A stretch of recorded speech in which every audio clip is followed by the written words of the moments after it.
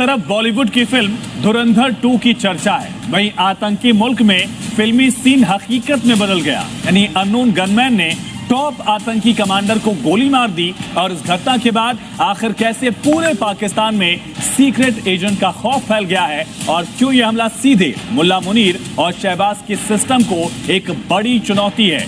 पाकिस्तान में एक एक करके अननोन गनमैन निपटा रहे हैं, खत्म कर रहे हैं उन लोगों को जो कि देश के दुश्मन है, मतलब हमारे देश के दुश्मन है, पाकिस्तान के दुश्मन नहीं। और इन पर कोई एक्शन हो रहा है नहीं हो रहा है पाकिस्तान में। पाकिस्तान की वो नंबर 1 एजेंसी या नंबर 1 एजेंसी जो बोलिए वो कुछ काम कर नहीं पा रही, उसे पता तक नहीं चल रहा कि कौन मार गया, इनको कौन मार रहा है हमें नहीं पता, जो भी मार रहा है। आज एक बार फिर काफी ज्यादा डर का माहौल बना हुआ है कि इंडिया के एजेंट्स जो है वो पाकिस्तान में हर एक गली कोने कोने छप्पे छप्पे तक पहुंच गए हैं। वो कौन सा ग्रुप है जो पाकिस्तान के अंदर एक्टिव हो चुका है, जो चुन चुन कर भारत के दुश्मनों को, जिन्होंने भारत के अंदर कोई कांड किए हैं या भारत को वो ब्लैक लिस्ट है, वो चुन चुन कर जिस सिटी में हो जहां भी हो उन्हें मारा जा रहा है। और आखिर ये कौन लोग हैं जिसे पाकिस्तान की नंबर 1 यानी कि नंबर है या रबड़ 1 ISI और फौज उनको पकड़ नहीं पा रही। हर आए रोज किसी ना किसी को पाकिस्तान के अंदर टपका देते हैं। भैया टाइगर जिंदा नहीं धाड़ रहा है। इसका एंटी इंडिया रोल क्या था? इसका एंटी इंडिया रोल था कि काफी हद तक India focus propaganda, India focus training और कहीं ना कहीं जितने भी आउटपुट ये जो ये क्या नाम है आपके एक्सप्लोजिव्स के, इसके बारे में काफी चीजें ये करता था।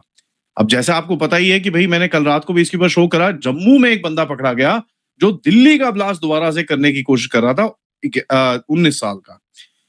ये इन लोगों को एक्सप्लोजिव्स की जानकारी कहां से मिलती है? इनको यहां से मिलती है। ये रा के टाउट हैं, ये रा के जंट हैं। ये भी 5th जनरेशन का पाकिस्तान और पाकिस्तान की सालमियत के ऊपर एक हमला था। हम तो पिछले 10 साल से बता रहे थे कि इसके पीछे इंडियन रा है। ये जो बलूचिस्तान के कुछ भगोड़े 5th जनरेशन वार के थे, कोई सिंधी थे, कोई पंजाबी थे, कोई कश्मीरी थे। ये नफरत वाली पॉलिसी है या हिंदुत्व की पॉलिसी है, वो उनके लिए कामयाब भी साबित हो रही है। क्योंकि अभी रिसेंट इलेक्शन में भी मगरबी बंगाल जैसा सूबा भी, जैसी रियासत भी उनकी झोली में आ गया है। वहाँ पे माहौल ऐसा नहीं है कि पाकिस्तान के साथ मुज़ाकरात किए जाए। एक वो मौका था कि जब वाजपेयी साहब पाकिस्तान आए थे और यहाँ पे पाकिस्तानी हुकाम से उन्होंने बातचीत की थी। एक गोल्डन मौका वही था जो हमने ज़ाया किया। और उसके बाद तो फिर गुज़िश्ता साल की जंग के बाद तो तल्खियाँ मज़ीद बढ़ गई हैं। अब अगर जंग हो गई पंजाब में, जंग हो गई सिंध में, तो मुझे बताइए आपकी अगली फसल कौन लगाएगा? इंडिया ने तो अपनी तैयारी कर ली, उसने तो जखीरे रखे हुए थे, आपने डॉलर कमा लिए। अपने ख्याल में बड़ी ज़बरदस्त माशी कारकर्दगी दिखाई आपने। ये जाने बगैर के दुश्मन, ये जो इतनी बड़ी एक्सपोर्ट चावलों की इंडिया रोक रहा है, तो क्यों रोक रहा है? उसने क्या प्लान है उसका? अगर क़यादत होती तो देख लेती इस बात को।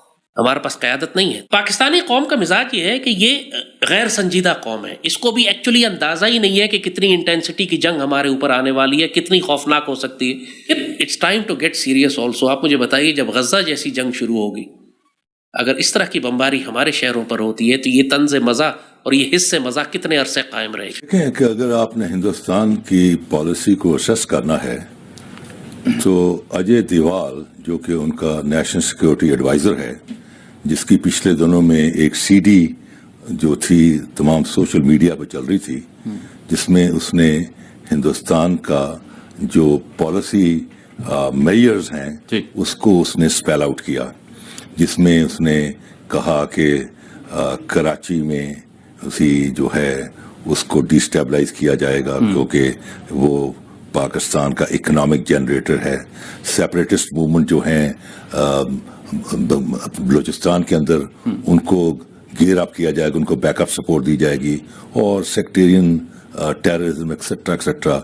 उसने बहुत लंबा चौड़ा अपना एक एजेंडा बताया, हाउ टू डिस्टेबलाइज पाकिस्तान।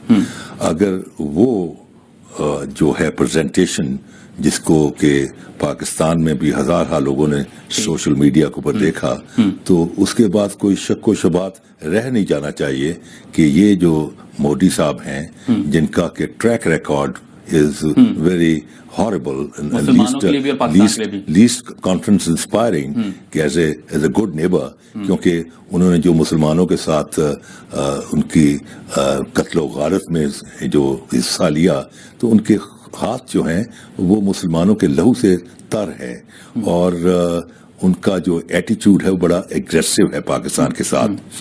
तो चीज़ यह है जी कि इस सूरत हाल में मैं समझता हूं कि जो मोदी साहब ने बयान दिया ढाका के अंदर, उसके बाद ये हुकूमत पाकिस्तान की ये जिम्मेदारी बनती थी कि वो एक एग्रेसिव उसका जवाब देते, लेकिन उन्होंने खामोशी इख्तियार की, जवाब दिया नहीं दिया। तो वो जिम्मेदारी फिर हमारे जो सिपा सालार हैं आर्मी ने दी और बड़ा मौजूद और बड़ा पावरफुल स्टेटमेंट दिया। देखें, we must make them very clear कि देखें, we are a nuclear state, we are a nuclear state and any misunderstanding, any conflict between India and Pakistan can have a nuclear flash. India की जो एक policy है, foreign policy, और अब तो आप कह सकते हैं काइनेटिक पॉलिसी अगेंस्ट पाकिस्तान है। ऑल्दो आप ये बिल्कुल ठीक कह रही हैं कि आरएसएस का जो नजरिया है वही आपको रिफ्लेक्ट होता हुआ नजर आता है बीजेपी की पॉलिटिक्स में। बट एक तो ये ऑब्वियसली कोई गवर्नमेंट हाई फिगर नहीं है, तो मुझे उनके स्टेट और उनका जो स्टेटमेंट है उसमें भी काफी सारी वो बातें कर रहे हैं, आपको वजूहात भी दे रहे हैं, फिर कह भी रहे हैं कि पाकिस्तान से दोबारा हमला होता है तो जवाब भी उसी इंटेंसिटी से देना चाहिए। लेकिन मुझे लगता है कि वो जो लो लेवल टाइज हैं हमारे वही कंटिन्यू करेंगे for the near future at least. उन्होंने जो बातें की हैं अपने इस क्लिप में जो मैंने देखा है, वो बातें गलत नहीं है। ये बात ठीक है कि वाजपेयी लाहौर आए, उन्होंने मुलाकात की नवाज शरीफ से उस वक्त और हालात को बेहतर करने की कोशिश की।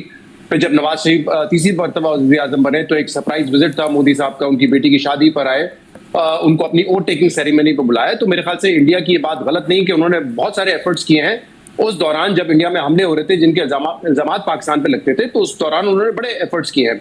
लेकिन आई गेस जो उड़ी अटैक था 2016-17 में, उसके बाद चीजें बहुत बदल गई हैं और उनका जो नया ऑब्वियसली एक डायरेक्शन है वो यही है कि पाकिस्तान के खिलाफ अब जो है किसी किस्म की बातचीत नहीं होगी, और अगर किसी किस्म का अटैक होता है तो वही वाली बात है कि घर में घुस के मारेंगे, काइनेटिक ऑपरेशन करेंगे।